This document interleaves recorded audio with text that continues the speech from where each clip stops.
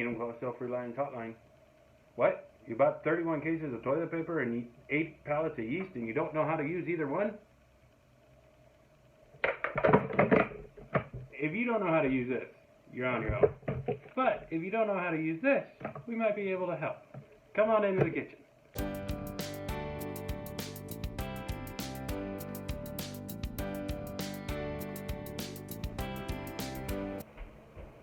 Welcome to my kitchen. We're going to make what I was taught at the North Ogden College of Bread Making, as my grandma used to call it, homemade farm-style type bread. Now this is going to require something that some of y'all are a little short on right now, and that's called patience, just like I have to have with my wife. Hold on a minute. I would like to offer up an apology that I am not reading from a script. My wife is the most lovely woman in the world, and I am lucky to have her. Alright, in all seriousness though, this is going to take you a little time. Start to finish, you're probably about 3 hours. The good thing though is there's going to be 2 or 3 time chunks in the middle of this that you're just going to let the bread sit and do its thing while you can go off and do something else. Now, this is the same bread my grandma taught me in her home in Ogden, Utah, how to make many times over. It's the same bread she made on their dairy farm growing up as a kid. They grew up in the Depression, right in the heart of it. She loved telling a story about Uncle Al taking a loaf of bread and cutting it long ways, and taking that with a ball of ketchup out to the barn and just eating the whole thing. Not something I would do, but for some reason she loved that story. Now we're going to start here with 4 cups of milk. May sound like a lot of milk, but you're going to make 4 loaves of bread out of this, remember. So this is going to be a larger batch. If you wanted to cut it down, you could figure out what the measurements would be. Now scalding this, I've just got this on the stove, just kind of like on a medium low heat. I don't want to boil it, I don't want to overcook it, I just want to scald it. And you're going to see a little skim across the top. I'm going to show you a little trick that Grandma used to show me, using a spoon, or you could kind of blow across the top and you'll see the little skim, little scud kind of start to form. That's when you're going to pull it off the heat. We're going to actually put it into the sink and run some cold water on the outside of the pan and cool it down. We don't want to put it in with our yeast too hot, because then it's going to kill the yeast and we're not going to get any of the bread to rise, and then you're going to have a brick, not a nice loaf of bread. So let's watch this kind of scald up here a minute, and then we'll show you what other ingredients we got put together. Now I don't know how well you can see this on the camera, but if you look just closely at the top of this milk, you'll see just kind of a film kind of start to form there. See, that's kind of what we're looking for. Yes, I've washed my hands, and you should wash your hands pretty good, because you're going to be kind of getting in the middle of this. So at this point though, we're going to turn off the heat, we're going to cool this down, and then work on the rest of our ingredients. So, we got our milk cooling off in a little cold water bath. We're going to start getting our yeast going a little bit. I've got 1.5 cups of good lukewarm water. Now remember, yeast likes warm, but not too hot. You don't want to kill the yeast, but you want it to get excited. You want it to start working. You want it to start doing something. So what you're going to do in here, we're going to add 6 tablespoons of sugar. Yeast likes sugar and warmth. This might sound like a lot, and there's other bread recipes that don't have quite as much. But this is the way Grandma taught me, so it's the way I'm going to teach you. Pretty sure that's 6. If it's not, we'll wish it was. So I'm going to stir this up a little bit, and then we're going to add our yeast. Now you can either add 2 of these little packets, so you can cut right down the middle, save this one, put these 2 in. But I usually like to get my yeast in a little more bulk quantities. So we're going to do 2 tablespoons of this. Again, this is pretty dense bread, and we're also making 4 loaves of this, so it's going to take a little bit of ingredients. So now we're going to stir this up. And we're just going to kind of go set this over on the stove, kind of where it's warm. It's not too hot, but just where it's warm. And we're going to let it kind of start to do its thing. It is going to bubble up. Do watch it, because it will bubble up and out of this little measuring cup. So a lot of times what I'll do is once we get this pan kind of ready to go with olive oil or vegetable oil, I'll actually just set it inside, let it do its thing for a little while, then pour it in, then we'll add our milk, and we'll start adding our flour. So, 1.5 cups of water, 6 tablespoons of sugar, 2 tablespoons of yeast, and you're ready to go. Now the next step, we're going to start kind of adding more ingredients, but start working to combine some of the things we got going, the yeast and the milk. Now, it kind of reminds me of a song, something about liking big bowls and not being able to tell the truth about it. I can't remember. I'm more of a country fan myself. But you are going to want a pretty sizable bowl. You're not going to want to do this in a little bitty thing, because this is going to fill a good chunk of this bowl. Now what we're going to start here is just some pure vegetable oil. Some folks don't want to use vegetable oil anymore. It's the way my grandma used to do it, and she lived until her 90s. So I'm going to rock and roll with it. Just checking. We're going to do about 6 to 8 tablespoons. I kind of go on that heavier end of things. Just saying. Now, we're just going to pour this right in here. Usually I do 6 turns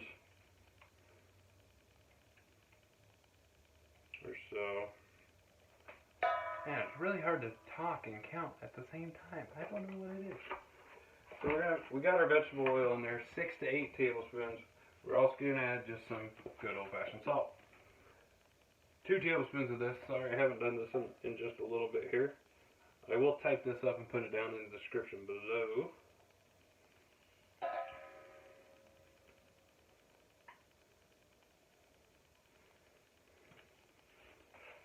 So 2 tablespoons of salt. It actually took me a long while to actually write down the measurements on this, because Grandma never measured anything. She just, yeah, that looks good. I'm not that sophisticated. So, what I like to do at this point, I'm going to step over here, grab our yeast.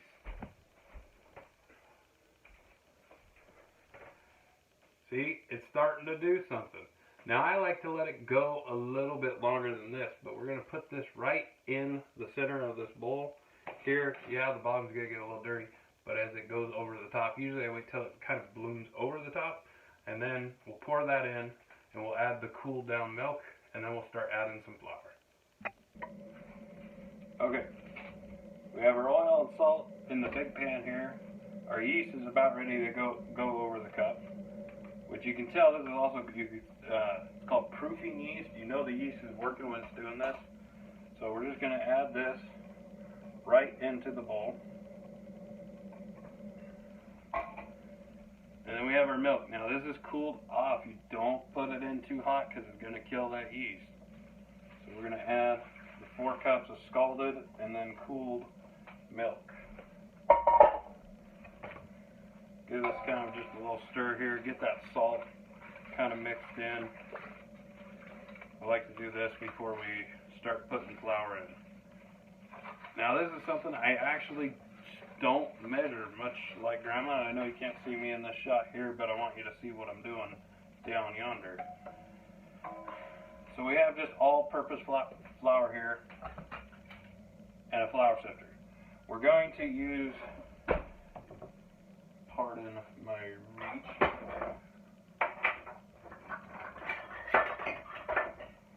should have been so much more prepared. So we're going to use a flour sifter. It kind of adds a little more air. It kind of helps the bread out. All we do is dump it into here.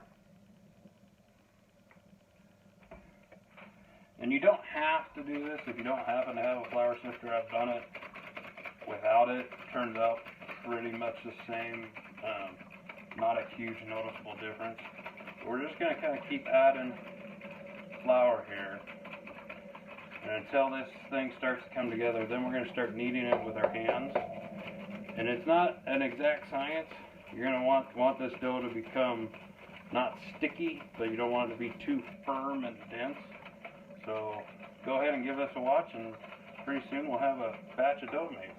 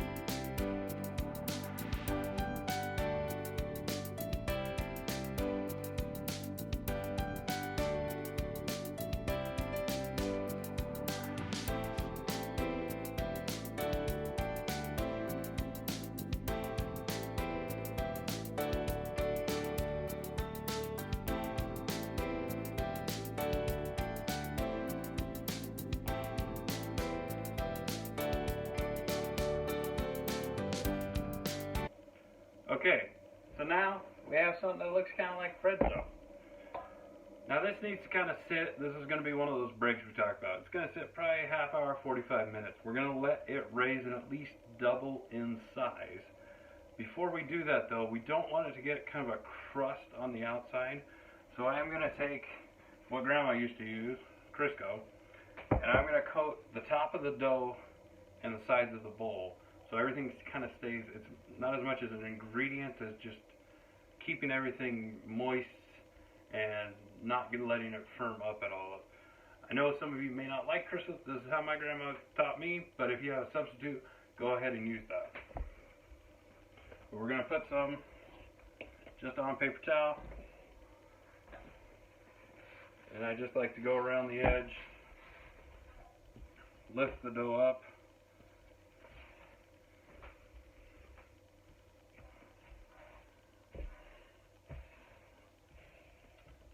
Both sides of the pan,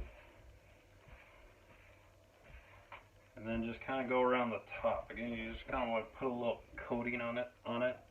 Not that you're trying to really make it a part of the dough. You don't want that to get kind of this crusty, hard gunk on the top as this starts to raise. So once we get this all coated and ready to go, we're going to take a dish towel and we're going to run this through some pretty warm water. Soak it down, wring it out, and we're going to lay this across the top.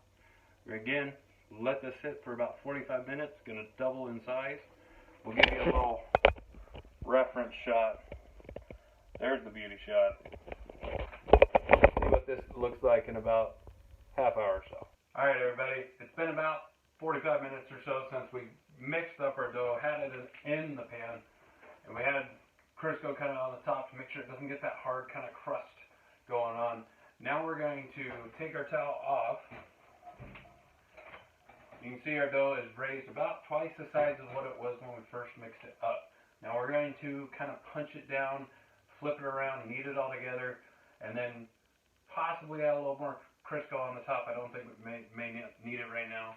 We will put Crisco in our baking pans as well before we cut it up, but we're going to let it rise one more time in here. We'll cut it up into 4 loaves. We'll actually probably pull a little bit off of each. I'm going to show you an extra little treat you get to make yourself. I'd call it even heavenly, the dough god, but we'll get to that point in a minute. So right now, you're just going to kind of start getting all of these air bubbles out. And again, wash your hands every time before you do this. And I'm just kind of pulling in and back down. Unfortunately, my good friend Tim Denner's not here to film this for y'all, so you guys get my cell phone on a tripod. So again, we're just going to kind of work this dough a little bit. You don't have to go crazy with it. We want all the air out of it. Again, it's a little bit starting to get dry, not bad. I am going to add just a little bit more. Again, if this is not something you want to put in your cooking, I'm sure you could do some like soft melted butter or something like that as a replacement. We're just going to coat a little bit on the dough. And again, just going to take our towel. We're going to put it right over the top. We're keeping it kind of in a warm spot here. We're going to let this raise once more. And before then, we'll also take, I'll show you on this one, a little bit of Crisco. And just grease up our loaf pan. There is something that we get to make in between, and I'll show you that too. It's called a dough god. It's kind of a nice little, think of an elephant ear, but a lot thicker and a lot more bread. Very tasty. Put some butter and honey on it. But that's what we're going to do. Again, we're going to go back to one of our great breaks. We can go take care of something else in the house, because you probably got about another 45 minutes. See you guys soon. Alright. So it's been about another 45 minutes. Voila! Our dough is ready to cut into quarters here. Now the way Grandma used to teach me is just take your hand and kind of karate chop it straight across. Two ways. Remember, we're going to save a little bit in the middle for our little extra baker's treat as we're doing this. So I just kind of rip off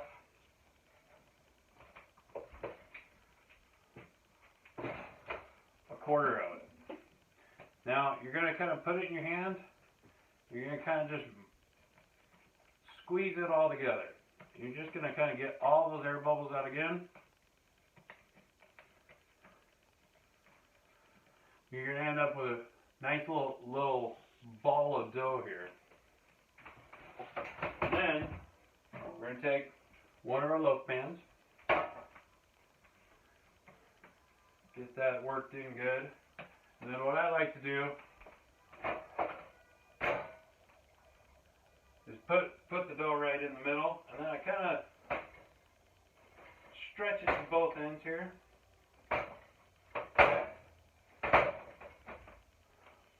So you can kind of see what it's like on the bottom. But that right there is not going to bake up to a nice pretty loaf of bread. So you have to pop it out and then place it back into the pan. And then we're going to let this rise yet again, so we get another little break. We're going to go ahead and preheat our oven to 400 degrees. We'll set these right across the front. Let these rise up, and then they'll be ready to start baking. Well, the good thing about baking bread is when we get to the point about letting our loaves finally rise, if you happen to save a little bit extra of this goodness, we can actually do a little fried dough thing that my grandma used to call dough gods. This is the heavenly treat I was talking to you about. Pinch you off a little bit of this bread dough. You can kind of work it around in a ball, get the air pockets out of it first. And then all she would do is just kind of work it back and forth. Stretch it out a little bit. You don't want it too thick. That'll taste too much like bread. You want to get a nice little brown crust, because we also happen to have this little cast iron skillet here with some hot oil.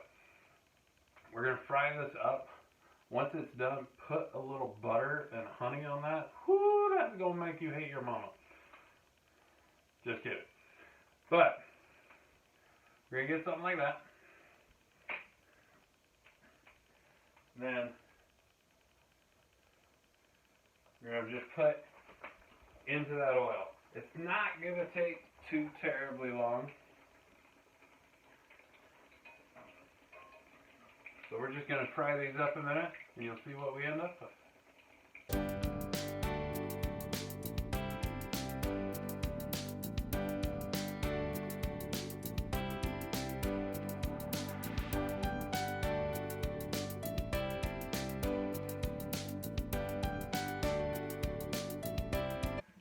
Now, for all of you out there on Facebook and YouTube land watching your calories, just look away for a minute. Because I'm telling you,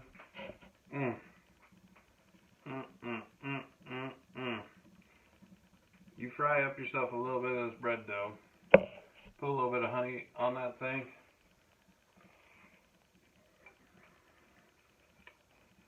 I'll sustain you until you get the rest of the loaves baked. Say hi, everybody. It's Baker Buddy Robbie here. Are those loaves ready to go? They sure look like it to me. So we're going to bake them on 400 degrees for 10 minutes. Then we're going to turn the oven down to 350 degrees, and we're going to bake them for another 40 minutes.